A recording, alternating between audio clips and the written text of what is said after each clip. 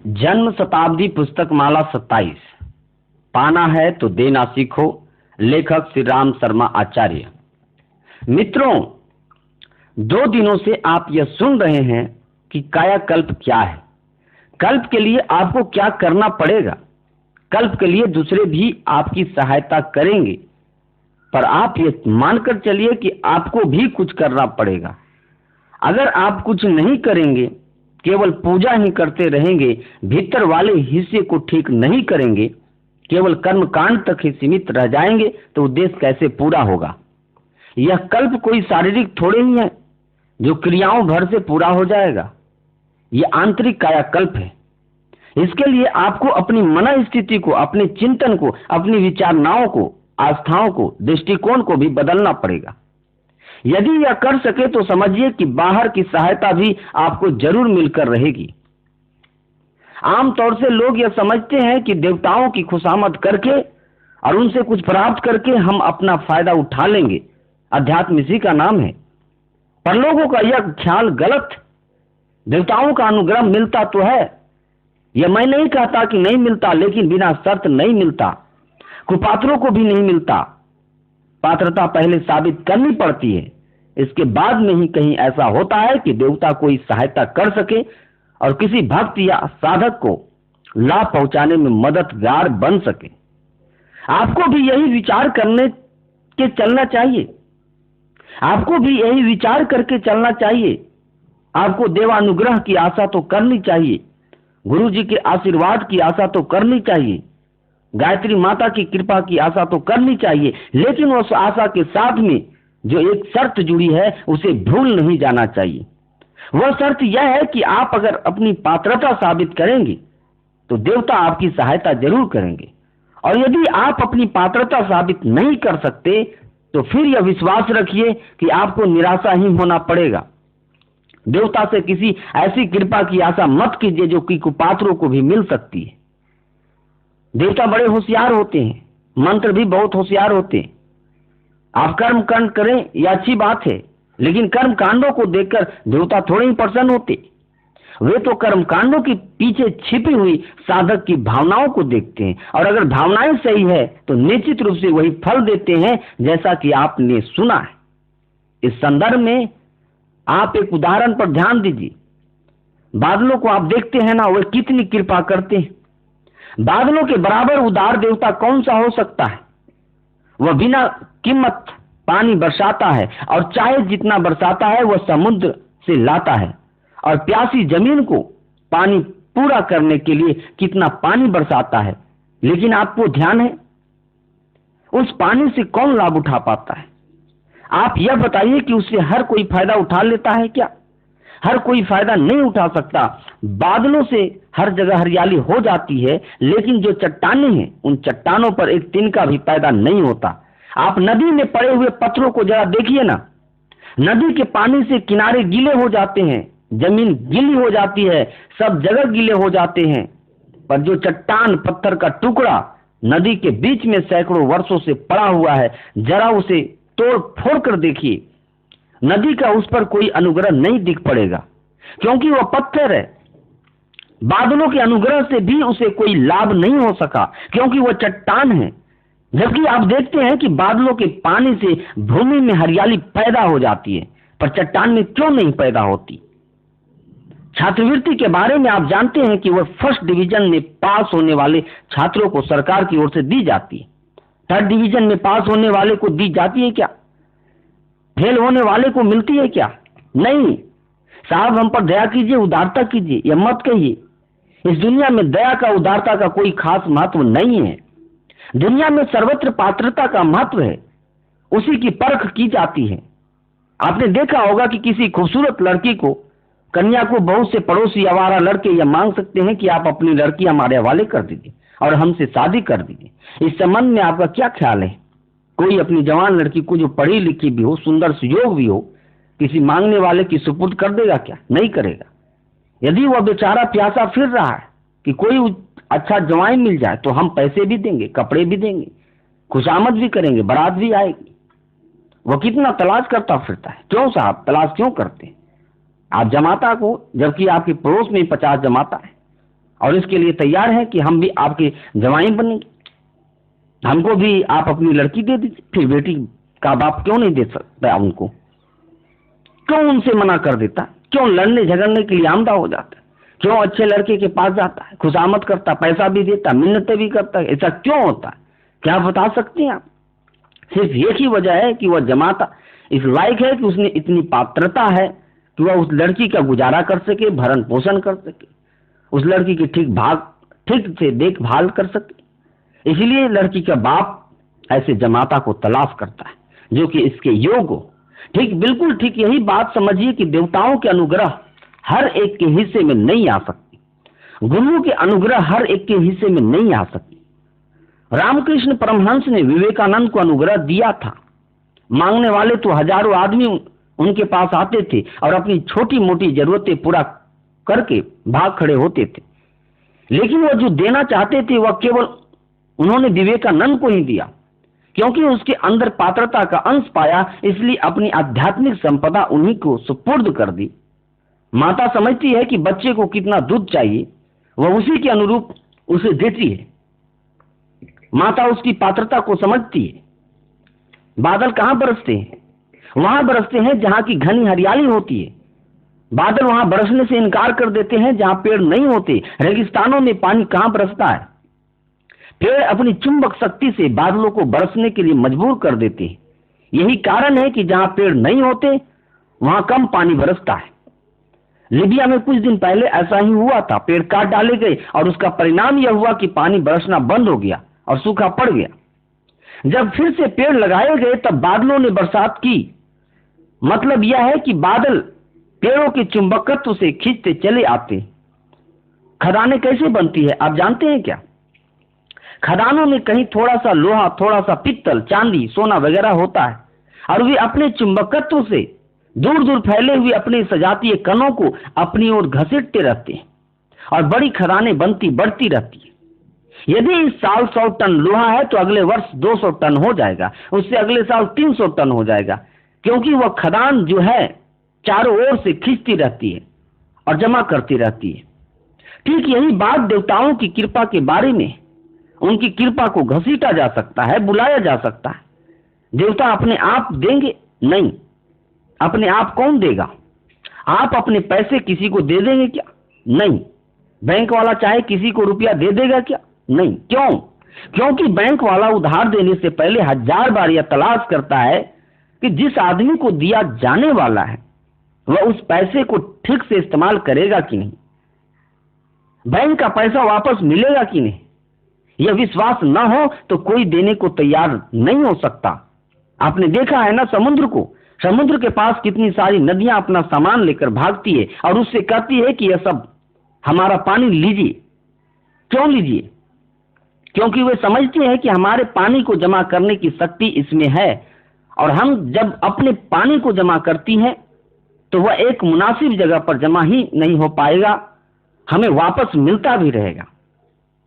वाशीभूत बादलों से वर्षा के रूप में नदियों के तरीके से दैवी शक्तियां भी देती तो है, पर हर एक को नहीं दे सकती। आप ये भूल मत जाइए कि जो कोई मांगेगा देवता उसी को दे देंगे, जो नारियल चढ़ा देगा उसी को दे देंगे, 1100 जप कर देंगे तो उसी को दे देंगे, पाठ कर देगा उसी को दे देंगे। इस तरह बरगलाने और फुसलाने से आप देवता के अनुग्रह नहीं प्राप्त कर सकते। कपड़े के तरीके से, कलेवर के तरीके से क्रियाएं आवश्यक तो है, क्रियाएं आवश्यक तो है चाकू के तरीके से, लेकिन सामान तो हो आपके पास। चाकू से कैसे काटेंगे कर्म को? इसलिए केवल क्रियाएं बहुत थोड़ा सा ही काम करती है।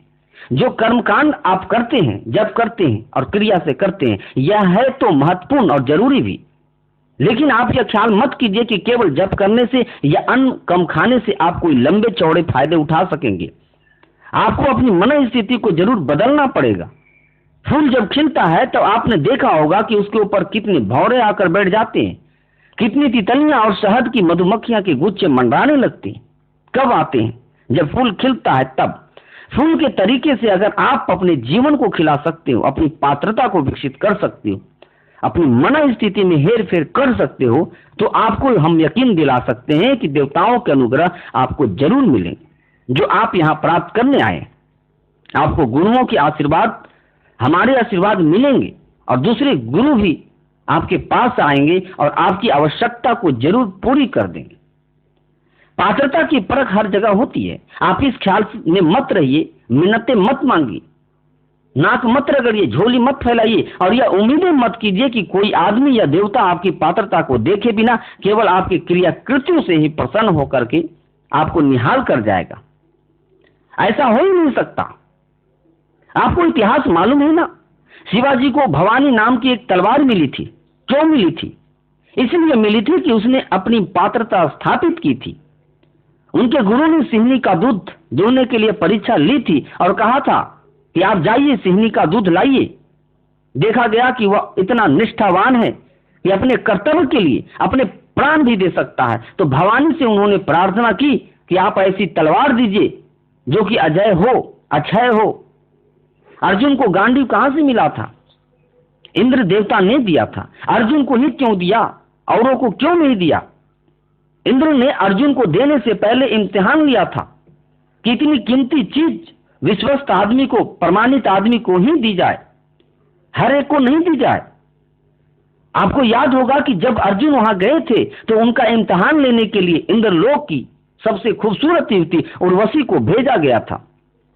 वह ऐसा हाव भाव करने लगी और उससे शादी की बात कहने लगी। अर्जुन ने कहा, आप तो हमारी मां के बराबर है और हम आपके चरणों की धूल अपने सिर पर रखते हैं। आप यह समझ लीजिए कि हम ही आपकी संतान हैं।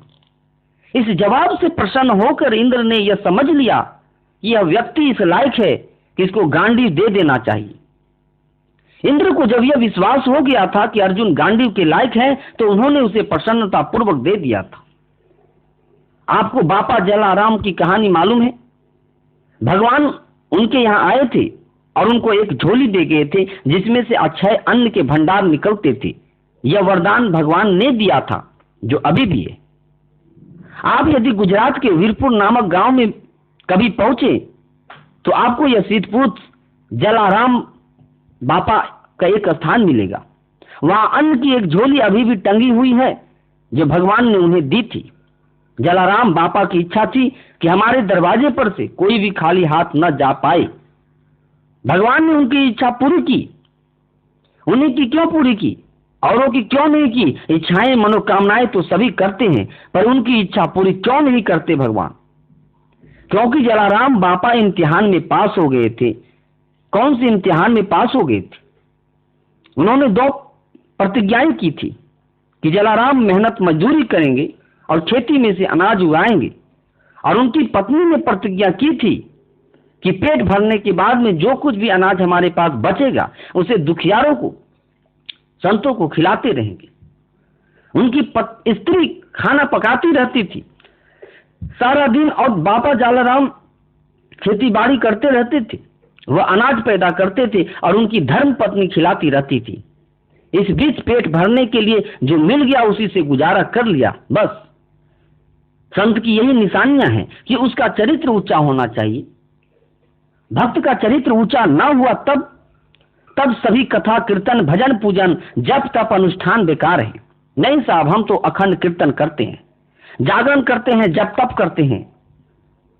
आप यह सब करते हैं तो आपको मुबारक, लेकिन पहले आप सिर्फ एक जवाब दीजिए कि आप अपनी पात्रता को विकसित करते हैं कि नहीं।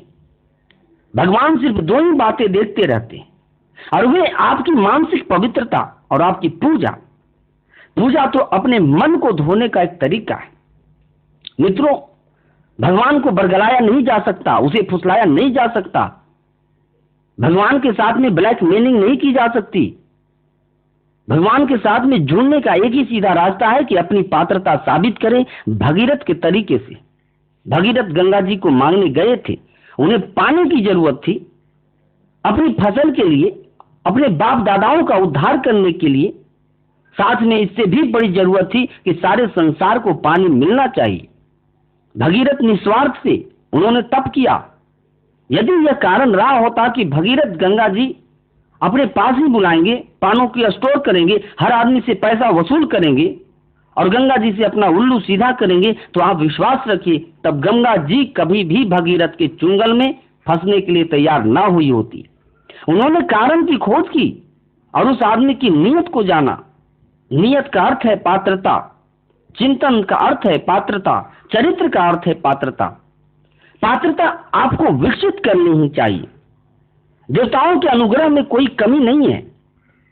यदि कमी है तो आप में पात्रता की। गंगा हिमालय से जब निकल कर चली और बोली कि अब हम लोगों की प्यास बुझाएंगे, पशु पक्षियों की प्यास बुझाएंगे, खेतों में हरियाली पैदा करेंगे, अब हिमालय में रहने और आपकी गोदी में ठहरने का हमारा अब जरा भी मन नहीं है। तब हिमालय ने बहुत तेरा समझाया कि आप तो यहीं रहिए, यहाँ क्या कष्ट है आपको। गंगा ने कहा नहीं, कष्ट का सवाल नहीं है, पर अब हमारी आत्मा नहीं मानती है। हमारी आत्मा कहती है कि हमको अपने को श्रेष्ठ कामों में खपा देना चाहिए, लगा देना चाहिए। बस चल पड़ी गंगा। लोगों ने यह भी कहा कि आप सूख जाएंगी, खाली हो जाएगी और आप दिवालिया हो जाएगी। लेकिन गंगा ने कहा तो दिवालिया होने में क्या कोई हर्ज है? जिंदगी एक अच्छे काम में लग जाए तो कोई हर्ज है क्या? जब वह चल पड़ी तो हिमालय ने देखा कि ऐसी शानदार छोकरी, ऐसा शानदार उसका मन, ऐसी शानदार उसकी भावना, इसको कमी नहीं पड़ने देना चाहिए। हिमालय ने उसको यकीन दिलाया कि बेटी तुम बराबर बहती रहना, तुम्हारे जल स्रोत को सूखने का कभी भी मौका नहीं आएगा। हमारी बर्फ बराबर गलती रहेगी और तुम्हारा पेट और तुम्हारी जरूरतों को पूरा करती रहेगी। लाखों वर्ष हो गए गंगा को बहते हुए, पर कुछ कमी पड़ी क्या? कमी नहीं पड़ी। देवताओं के अनुग्रह पाने की यही तरीके हैं। आप देवताओं का अनुग्रह पाने के लिए कल्प साधना कर रहे हैं। आपको विश्वास होगा कि गायत्री माता का हम जप करेंगे तो गायत्री माता अनुग्रह करेगी, जरूर अनुग्रह करेगी। गायत्री माता का स्वभाव ही है कि वह जरूर सहायता करती है। यह भी आपको विश्वास होगा कि गुरुदेव आशीर्वाद देंगे, अपने पुण्य का एक अंश देंगे। बिल्कुल यकीन रखिए, हमने जिंदगी भर अपने पुण्य के अंश बांटे हैं। हमें बांटने में बड़ी खुशी होती है और लोगों को खाने में खुशी होती है, पर हमको खिलाने में खुशी होती है। हमारे ऊपर एक और शक्ति छाई हुई है जिसकी वजह से ब्रह्मवर्चस्व बना है और यह शांति कुंज बना है, जिसकी प्रेरणा से यह कल्प साधना शिविर लगाए हैं और जिनकी इच्छा से आपको यहाँ बुलाया गया है। वह आपको खाली हाथ जाने देंगे क्या? नहीं। ये तीनों शक्तियां ऐसी है जो बराबर आपकी सहायता करने के लिए आमादा है और सच्चे मन से चाहती है कि आपको कुछ दें। गाय सच्चे मन से चाहती है कि हम अपने बच्चे को अपना सारा का सारा दूध पिला दें। जो भी कुछ वह खाती है और जितना दूध बनता है वो चाहती है कि हम अपने बच्चे को पूरा का पूरा दूध पिला दें। लेकिन बच्चा तो उसका होना चाहिए। बच्चा किसी और का हुआ तब, कुत्ते बिल्ली का बच्चा हुआ तब, गधी का बच्चा हुआ तब, तो क्यों पिलाएगी गाय? वह गाय का ही बच्चा होना चाहिए। आपको संत का बच्चा होना चाहिए, आपको ऋषियों का बच्चा होना चाहिए, आपको अध्यात्म का बच्चा होना चाहिए। अर्थात आपका चिंतन, चरित्र, आपका व्यक्तित्व ऐसा होना चाहिए जिससे कि देवता हमेशा आपकी सहायता करते हुए चले जाएं। इससे कम में बात बनेगी नहीं। इसके लिए आपको त्याग करना ही चाहिए। आपको अपनी बुराइयां छोड़नी ही चाहिए। आपको उदार होना ही चाहिए और आपको अपने दृष्टिकोण में महानता साबित करनी ही चाहिए। मित्रों, भगवान को हम क्या कहें? वह देता तो बहुत है, लेकिन वह उस परीक्षा के बिना कहां देता है।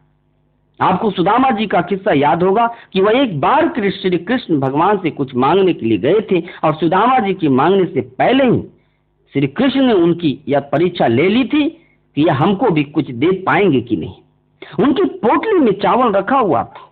जैसे देखते हैं कृष्ण भगवान ने कहा, पहले चावल की पोटली हमारे हवाले कर दीजिए, फिर बाद में बात करना। आप अपनी पोटली नहीं खाली कर सकते तो हम क्यों आपके लिए खाली करेंगे? हम क्यों आपकी सहायता देंगे? उन्होंने चावल की पोटली को उनके हाथों से छीन लिया और छीनने के बाद में उसको अपने पास रखा। बस वही चावल बढ़ते हुए चले गए और उन्हीं चावलों के बदले सुदामा जी को वह धन मिल गया जिसके बारे में आपने सुना होगा कि द्वारका जी के सारा धन सुदामा जी के पास चला गया था। वे चावल भगवान के खेत में बो गए थे। यदि वह चावल लेकर सुदामा जी के द्वारका नहीं गए होते तब उनको खाली हाथ आना पड़ता। आप देंगे नहीं तो ले कहां से जाएंगे? इसलिए पहले देने की बात पर विचार कीजिए, परिशोधन की बात कीजिए, पवित्रता की बात सोचिए। अपने व्यक्तित्व को ऊंचा उठाने की बात सोचिए। इतना अगर आप सोच सकते हो तो फिर आप देखना कि किस कदर आपको भगवान की सहायता मिलती है, देवताओं की कैसी सहायता मिलती है, आपके मंत्र कैसे चमत्कारी सिद्ध होते हैं, आपको व्रत और अनुष्ठान से कितना ज्यादा फायदा मिलता है। भगवान तो ऐसे ही हैं जो सबको निहाल कर देते हैं। उन्होंने द्रौपदी को निहाल कर दिया था। आपको ध्यान है कि नहीं, भगवान ने द्रौपदी को कितना वस्त्र दिया था। लेकिन अगर आप मांगे तो क्या आपको मिलेगा? नहीं देंगे। तो फिर ऐसा पक्षपात क्यों? मित्रों, एक ही बात है कि द्रौपदी ने यह साबित कर दिया था कि उसको मिलने का हक है। आप भी साबित करिए कि आपको भी मिलने का हक है। आपने द्रौपदी के जीवन की वह घटना सुनी होगी कि जब एक बार वह जमुना में स्नान कर रही थी तो पास में ही एक महात्मा जी स्नान कर रहे थे। उनके पास एक लंगोटी नहाने की थी और एक पहनने की। हवा का एक झोंका आया और एक लंगोटी बह गई। जिसको पहनने थे वह फट गई। द्रौपदी ने देखा कि महात्मा जी की एक लंगोटी बह गई और दूसरा फट गई है, और वह श्रम के मारे शरीर को छिपाकर झाड़ी के पीछे बैठ गई। द्रौपदी का मन पिघल गया कि उनकी सहायता करनी चाहिए। उन्होंने अपनी साड़ी को 2 टुकड़े किए और आधा टुकड़ा महात्मा जी को दे दिया और कहा, आप इससे अपने लिए 2 लंगोटियां बना लीजिए। आपकी भी लज्जा ढक जाएगी और आधी साड़ी से हमारा भी काम चल जाएगा। यह क्या थी? द्रौपदी की उदारता थी जो उनके कपड़े के साथ में जुड़ी थी। कपड़े की कीमत क्या हो सकती है?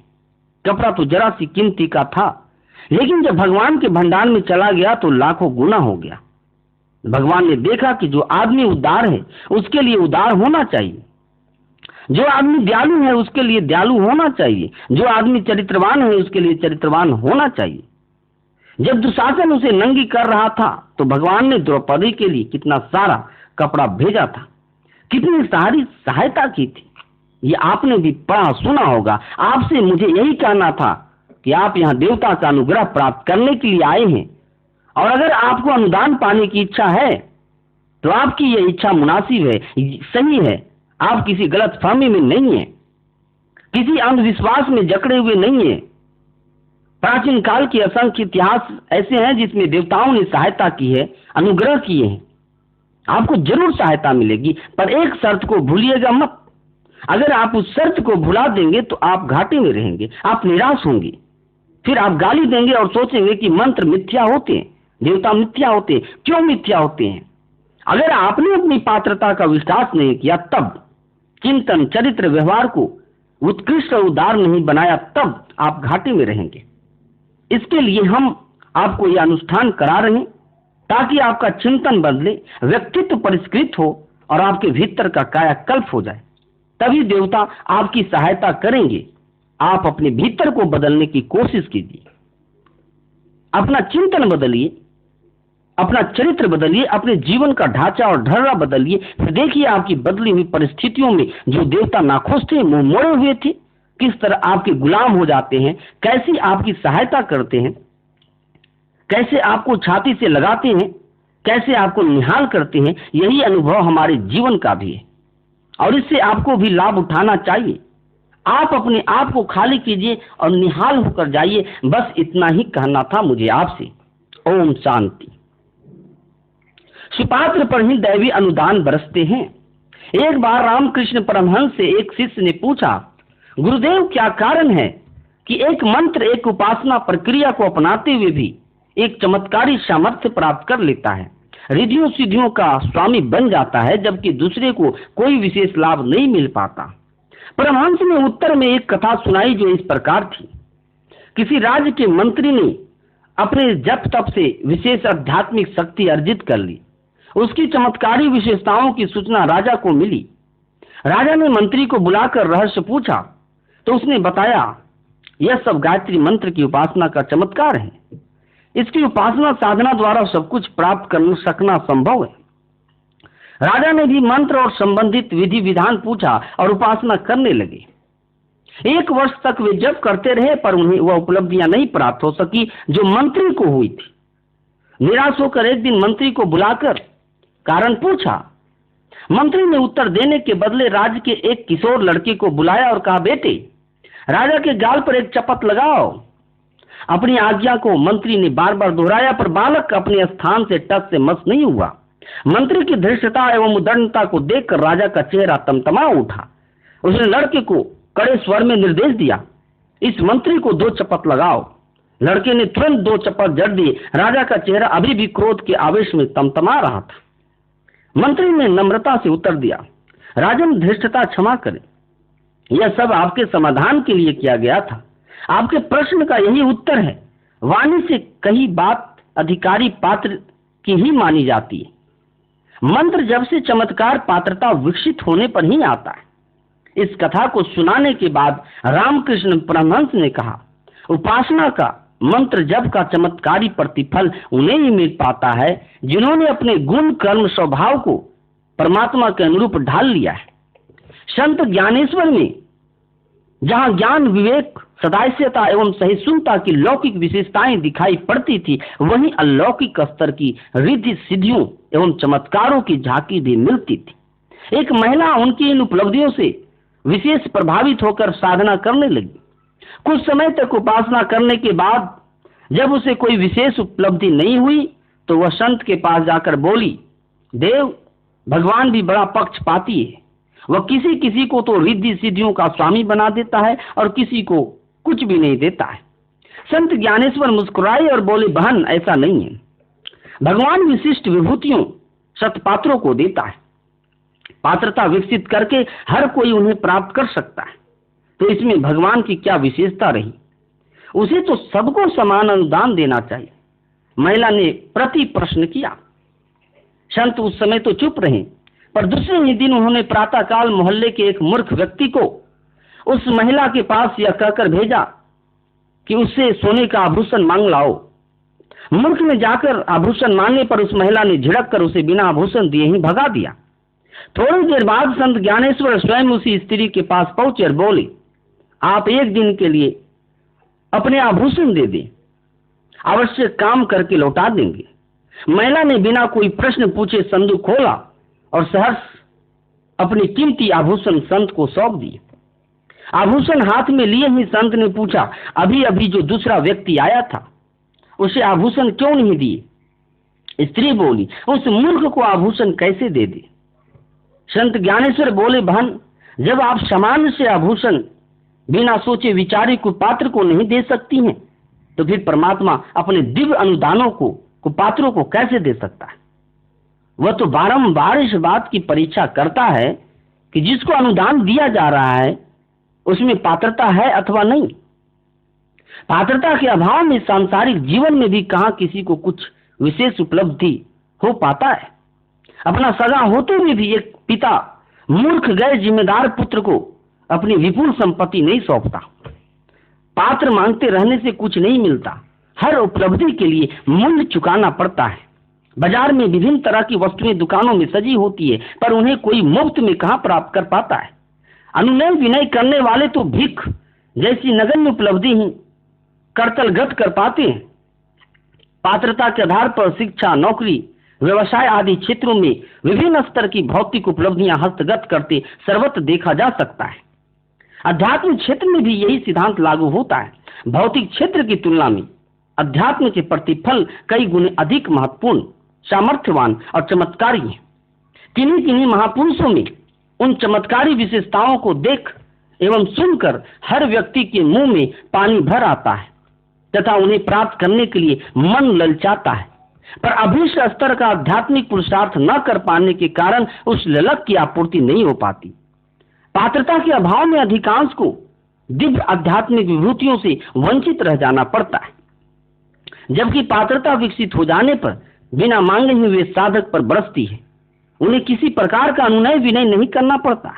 दैवी शक्तियां परीक्षा तो लेती है, पर पात्रता की कसौटी पर खरा सिद्ध होने वालों को मुक्त हस्त से अनुदान भी देती है। मिलता उन्हीं को जो लौकिक कामनाओं ऐसनाओं से मुक्त है, निष्प्रिय और उदार है, जिनका हृदय दया करुणा से अनुप्राणित है। मातृवत परदारेषु आत्मवत सर्वभूतेषु की आस्था को जिन्होंने साकार कर लिया है, ऐसों पर रिद्धियां सिद्धियां की वर्षा अपने आप देव शक्तियां करती है। साधना को मोटे तौर पर देवी देवताओं को प्रसन्न करने का उपाय उपचार माना जाता है, पर देवताओं का अनुग्रह भी इसी शर्त पर मिलता है कि अपनी पात्रता और उत्कृष्टता प्रमाणित करने के लिए व्यक्तित्व को परिष्कृत स्तर का बनाने में प्रयत्न पूर्वक सफलता प्राप्त कर ली जाए। कुपात्रों को दैवीय अनुग्रह या तो मिलते ही नहीं, यदि कुछ मिलता भी है तो वह दुरुपयोग में सहज ही बर्बाद हो जाता है। असुरों की साधनाएं आरंभ में तो कुछ चमत्कार दिखाती है, पर कुछ ही समय में जब उस अहंकार में कुकर्म चल पड़ते हैं तो फिर जड़ मूर्ध सहित उखड़ना पड़ता है। जो सामान्य पुरुषार्थ से कमाया गया था उसका भी लाभ नहीं मिल पाता, जो सही रीति से कमाया था वह भी उसी आंधी में उड़ जाता है। स्वाति की बूंदें बरसती तो सर्वत्र है, पर उनसे केवल लाभ वे सिपियां ही उठा पाती है जिनमें मोती पैदा करने की मौलिक क्षमता पहले से उत्पन्न हो गई है। कहते हैं कि स्वाति बूंदों की सहायता से केले में कपूर, बांस में वंशलोचन उत्पन्न होता है, पर यह संभव तभी है जब वे उस लाभ को उठा सकने की अतिरिक्त विशेषता से पहले ही संपन्न हो चुकी हो। अन्यथा वह लाभ हर सीप को, हर बांस को, हर केले को कहां मिलता है। मरे हुए को तो अमृत भी नहीं जिला सकता, जीवित व्यक्ति ही उसे प्राप्त करके अमर बनते सुने जाते हैं। कठोर चट्टानों पर पूरी वर्षा ऋतु गुजर जाने पर भी एक तिनका तक पैदा नहीं होता।